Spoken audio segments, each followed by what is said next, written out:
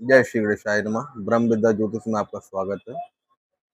मुट्ठी भर सत्तू का दान जिसने अश्वमेध यज्ञ को भी छोटा साबित कर दिया। क्या सचमुच एक मुट्ठी भर सत्तू का दान हजारों गायें स्वर्ण और भव अश्वमेध यज्ञों से भी बड़ा हो सकता है? क्या एक निर्धन परिवार का त्याग स्वयं धर्मराज युधिष्ठिर के महान यज्ञ को भी पीछे छोड़ सकता है? और आखिर वह कौन सा रहस्यमयी नेवला था जिसका आधा शरीर सोने का बन चुका था? महाभारत का विनाशकारी युद्ध समाप्त हो चुका था। अधर्म पर धर्म की विजय हुई, लेकिन इस विजय की कीमत असंख्य प्राणों के बलिदान से चुकानी पड़ी। भगवान श्री कृष्ण की प्रेरणा से धर्मराज युधिष्ठिर ने संपूर्ण पृथ्वी के कल्याण और धर्म की पुनः स्थापना के लिए भव्य अश्वमेध यज्ञ का आयोजन किया। चारों ओर वैदिक मंत्र गूंज रहे थे। हजारों ऋषि मुनि ब्राह्मण राजा और विद्वान यज्ञ में उपस्थित थे। स्वर्ण गौ वस्त्र अन्न और धन का मुक्त हस्त से दान किया जा रहा था। ऐसा प्रतीत हो रहा था मानो पृथ्वी पर इससे महान यज्ञ कभी हुआ ही नहीं। धीरे धीरे सभी के मन में एक विचार जन्म लेने लगा, इससे बड़ा यज्ञ संसार में कोई नहीं। बस यही वह क्षण था जब भगवान ने सबको एक अमूल्य शिक्षा देने का निश्चय किया। पूर्ण आहुति के समय अचानक यज्ञशाला में एक विचित्र नेवला प्रवेश करता है। उसका आधा शरीर चमचमाते सोने का था और आधा सामान्य नेवले जैसा। यह यज्ञ की राख में लौटने लगा।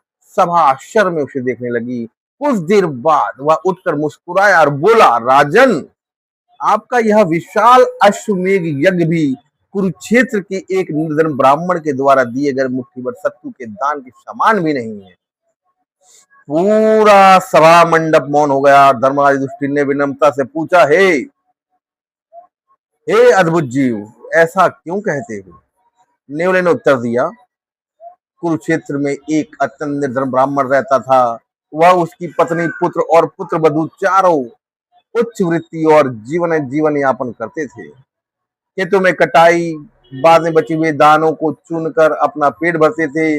एक वर्ष भयंकर अकाल पड़ा। कई दिनों तक उनके घर में अन्न का एक दाना भी नहीं था।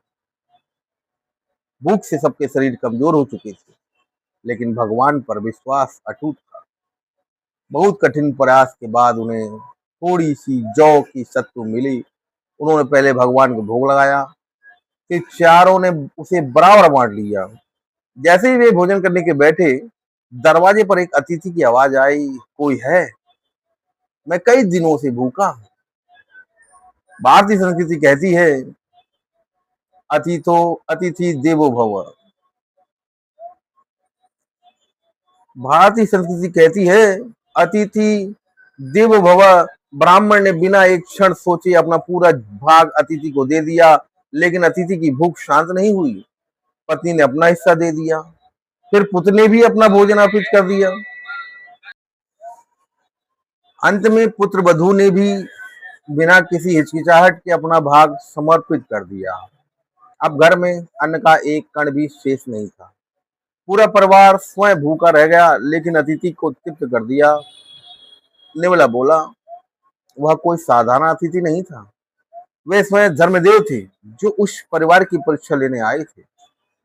उनके निष्काम त्याग, श्रद्धा और अतिथि सत्कार से प्रसन्न होकर धर्मदेव ने उन्हें दिव्य लोक का अधिकारी बना दिया।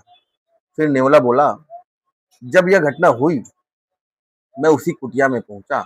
भूमि पर गिरे हुए सत्तू के कुछ कणों में जैसे ही मैं लौटा, मेरा आधा शरीर स्वर्ण का हो गया। तब से मैं संसार के सभी बड़े बड़े यज्ञों में जाता हूँ, इस आशा से कि कहीं वैसा ही निष्काम त्याग फिर से देखने को मिले और मेरा शेष शरीर भी स्वर्णमय हो जाए। आज मैं यहाँ भी आया, लेकिन इस यज्ञ की राख में लौटने पर भी कुछ नहीं हुआ, क्योंकि यहाँ दान तो बहुत है, लेकिन उस निर्धन परिवार जैसा सर्वस्व समर्पण नहीं है। नेवली की बात सुनकर पूरा सभा मंडल मौन हो गया। धर्मराज युधिष्ठिर सहित सभी समझ गए, भगवान दान की मात्रा नहीं देखते, वे दान के पीछे छिपा प्रेम, त्याग और श्रद्धा देखते हैं। जो दान अहंकार से किया जाए, वह करोड़ों का होकर भी छोटा रह जाता है, और जो दान प्रेम तथा निष्काम भाव से किया जाए, वह मुट्ठी भर सत्तू होकर भी अमर हो जाता है। इसलिए याद रखिए, प्रभु को धन नहीं भाव चाहिए, वैभव नहीं विनम्रता चाहिए, प्रदर्शन नहीं पूर्ण समर्पण चाहिए। जिस हृदय में अहंकार नहीं, वही सबसे बड़ा यज्ञ है। जिस सेवा में स्वार्थ नहीं, वही सबसे बड़ा दान है। और जो अर्पण केवल भगवान को प्रसन्न करने के लिए किया जाए, वही सच्ची भक्ति है।